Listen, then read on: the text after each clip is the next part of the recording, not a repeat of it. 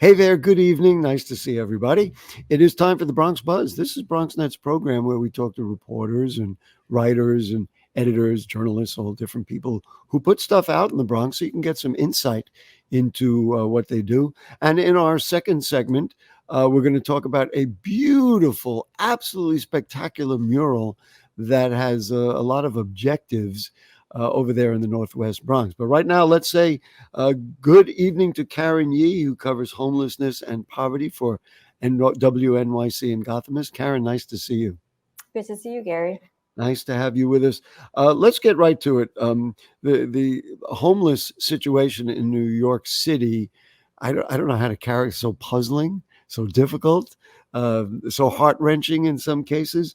But this was interesting. You wrote a story that said that the headline was, "It's harder for New York City homeless families without young kids to get shelter beds," the data shows.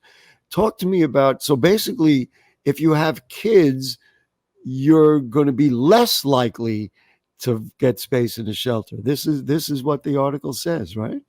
Right. The reason I wanted to focus on this population is that there's been so much attention on migrant families seeking shelter and migrant families with children seeking shelter, right? And those are sort of the images we see on the media.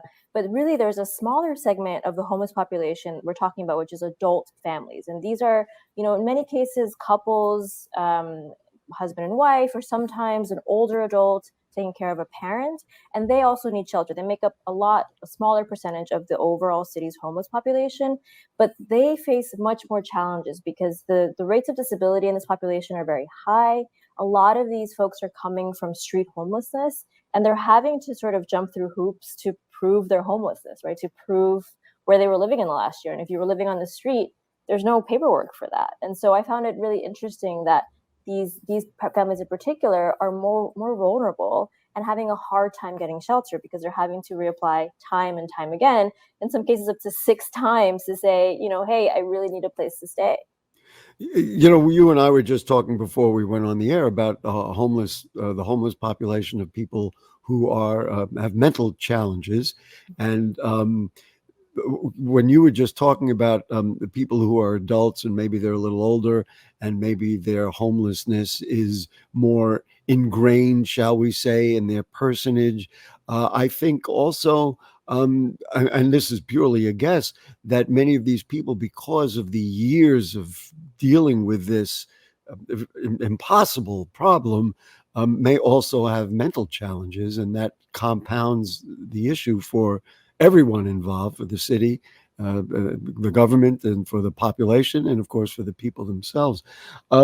What is there some sympathy for the city that the shelters are bursting and that it's horrible, but they have to do priorities, and if they look at children who are more vulnerable and less able to fend for themselves, maybe that is appropriate. I say that hesitantly.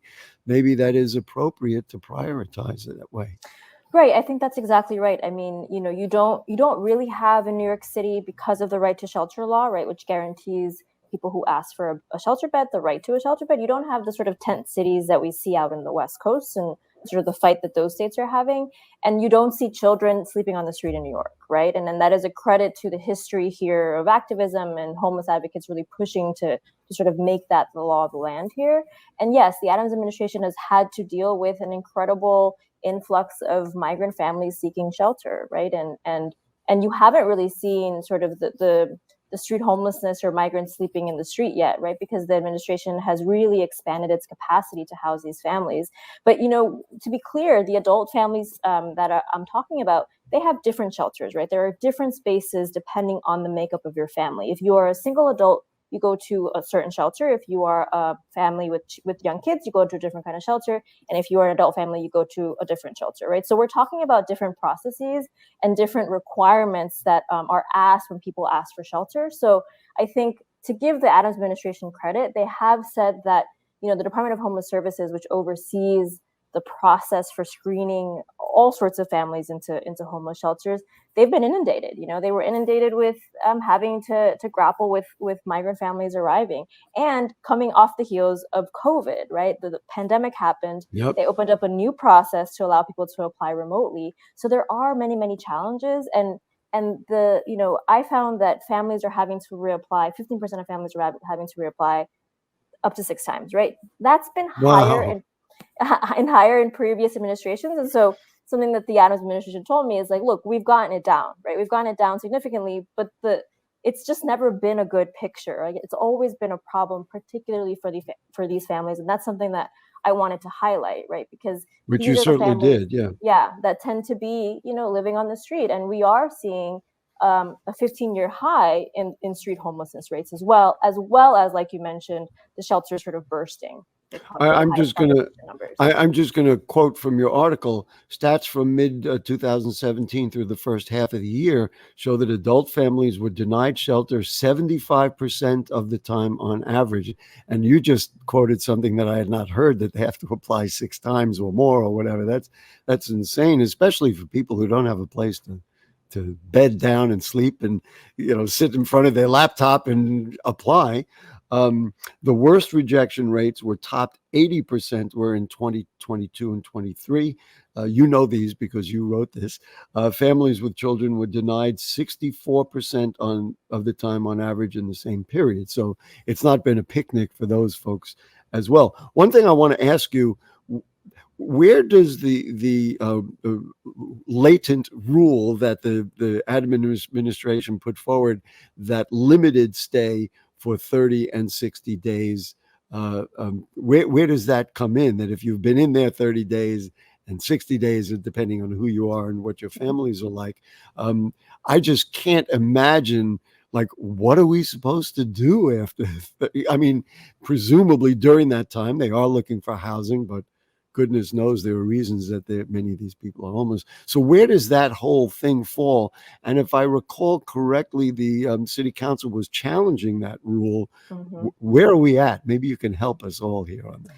Right. So like I mentioned, New York City is sort of unique because it has this right to shelter rule, right? Which is why the city and the administration was sort of housing all of these migrants, because under its rule, if you ask for shelter and you need it, you have to be given a bed, right? Right. And so with this 30 and 60-day rule, that was a court agreement reached by the parties to say, if you are essentially a migrant adult here, you can be limited to 30 or 60 days in the shelter that the city has provided for you. And that's the first time really that we're seeing the city put these sort of restrictions on this decree that has existed, right, for 40 plus years. Yes, and but I have to interject, but that conflicts with the original concept that Correct. Anybody who asks for shelter gets provided. Yes, absolutely. You can finish, but I just had to say that it flies in the face of that consideration. Go ahead. I'm sorry. Right, absolutely. So you're now limiting adults to a month or two in shelter, right? And we know on average it takes families a year plus to be able to work their way out of shelter, right? You need to be able to maybe find a job, maybe get a down payment, find a broker's fee. Like, we know how expensive housing is in the city. And so it takes families a significant amount of time. Now add to that you are new to this country, maybe don't speak the language, and may or may not have a work permit or any legal way of working. May not know the difference between Manhattan, Brooklyn, and the Bronx and Queens, for that matter. Right. Your only point of reference. Yeah. Hello, I was just bust here, Yep. Yeah. So that, I think, we're still seeing play out. So you're right that we're now limiting those populations. And so in the cases of adult families, they will have these time restrictions on them, unless they can prove that they are working toward getting out of shelter. And there's like a list of so that's things. interesting. Yeah. So I want to move on because there is that other article I do want to talk about. But I think about myself. If my wife and I wanted to move, it would take me more than a month to really find a place to move, et cetera. And I have all the resources available and even contacts of people that I know, et cetera. People in shelters, you're saying, get it done. Woo, good luck. Do you have in your mind a solution to this problem, or is this a vexing problem and you just reported on it? I mean, I think this is incredibly complicated, right? I think one way Yes. that advocates have told me, is particular to going back to the adult family problem is, can we find a way? Like the reason people have to apply 6 times is the DHS, according to the advocates, can apply discretion on the 6th attempt, right? Or after the 5th attempt, they can say, well, I see you're working toward proving where you lived in the last year. You don't quite meet the requirements, but we're going to grant you shelter because you're sort of working in that direction to, like, in good faith prove Right. it.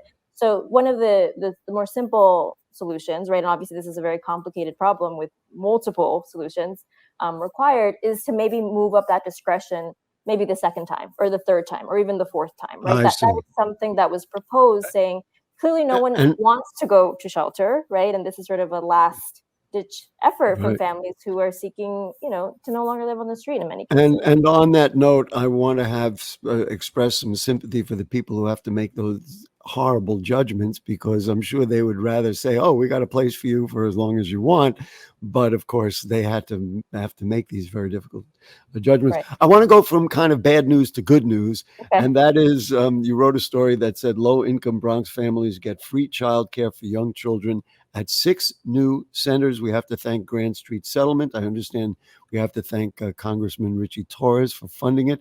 But tell us what that good news is, because when we hear about more childcare, free childcare, we do a check mark. That's a good thing.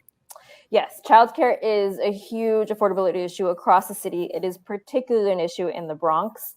This statistic was interesting and shocking to me, that the federal guidelines say families should not spend more than 7% of their household's income on childcare costs. New Yorkers spend way over that, and families in the Bronx can spend up to 50 to 60% of their household income on childcare for one child, right? So you have a very concentrated problem in the Bronx, and now you have Head Start coming in. Head Start is a really sort of fascinating federally funded program that caters to children 0 to 5, and It's it's a more than, wonderful program. yeah. I'm allowed to editorialize. It's a wonderful program, and I want Head Start everywhere. But go ahead. I'm sorry.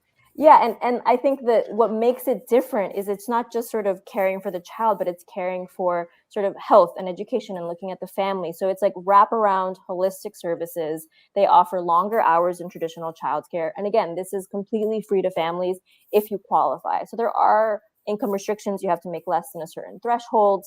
And then, you kind of stay with the program until you're ready for kindergarten. That's the purpose of it, right? We've got to do it. That's how our kids are going to listen. My mom was a nursery school teacher, so you know where my heart is. Yeah. But what you wrote about $18.4 million from the federal government. Again, I interviewed Richie Torres this week, as a matter of last week, and he was very proud of that and was very clear about why this is so vital. So let's see, 6 new Head Start sites in the Bronx. Where if I could stand up and applaud, I would give it a standing ovation. Listen, Karen Yee from WNYC Gothamist, thank you so much. We need you so badly, because if we don't have you, we'll all be going, what the heck is going on out there? But that's why we have you and David and all my friends over there at WNYC Gothamist. Thank you so much for your time. And we'll see you around town. We'll be reading everything you write, and we'll get you back here at some point. Great. Thank you so much. Thanks for having Thank me. you. There we go. Karen Yee from WNYC Gothamist. And we're going to take a short break. And when we come back, wait till you see this beautiful mural that was just painted in the Bronx for environmental reasons. As a matter of fact, don't go away.